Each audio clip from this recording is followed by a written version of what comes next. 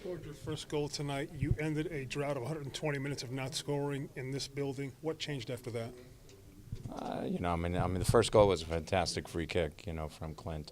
It was also great. Oba followed it up, so even if it hadn't gone in directly, he was there to head it away. I never think about things like, okay, were we scoring here or not scoring here?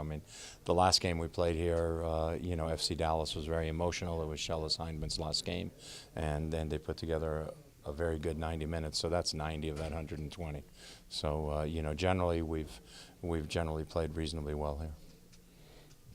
Would you say the wind was a factor at all in the match? Yeah, the wind was definitely a factor. It made it a game of two halves. They had the win in the first half, and we had the win in the second half, so that definitely altered the game a little bit.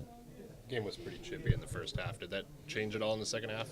Yeah, I think it changed a little bit. We told our guys to make sure they were cautious. We didn't want somebody to pick up a second yellow, or anything like that. There were some, there was some strange, there was one, I think, where he gave a yellow to Thomas for a foul on Pineda, but he let play continue, so they end up with a free kick deep in our end of the field. So I would rather have them have called the foul right away and given the yellow at that point, and it would have been our ball. So but those are things. Overall, I thought the referee tried to manage the game in the first half, and he did it through the cards. That was his way of managing it, and we told our guys to make sure we're careful with it. And one of the reasons we probably took out Lamar as well is because he was sitting on a yellow and wanted to make sure he didn't pick up a second.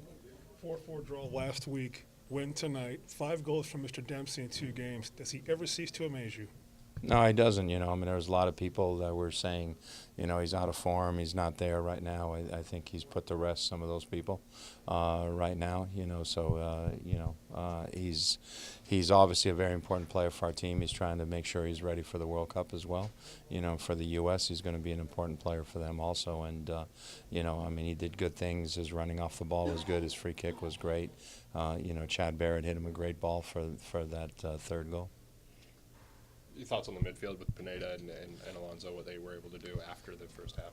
I thought it was better in the second half because they sat more together, and that was the thing. They got stretched apart in the first half where one of them was pushing really high to pressure, and so we really talked about that at halftime, and so the second half was better. This is the first time you've had that back four together. What were your thoughts on how the back four played? It was okay. Obviously Dallas did a couple of good things. Diaz is a good player. He had some good splitting passes in behind our defense. Castillo got a lot of good looks. I thought Yedlin did much better in the second half, getting control of Castillo. So that was important for our team as well. But, I thought, obviously the goals we gave up, the one was a goalkeeper error, and then we gave up a penalty kick, which was a penalty. Not going to dispute that, but we bent a lot, but we really didn't give up anything off the run of play. Did you feel fortunate going into the half down only 1 goal there? We were hoping to go into the half tied. That's what we were saying. So we were really sort of pissed off that we gave away that penalty right at the end of the first half. But we felt if we could get in at halftime 1-1, we could regroup and do a much better job in the second half. Thanks, Coach.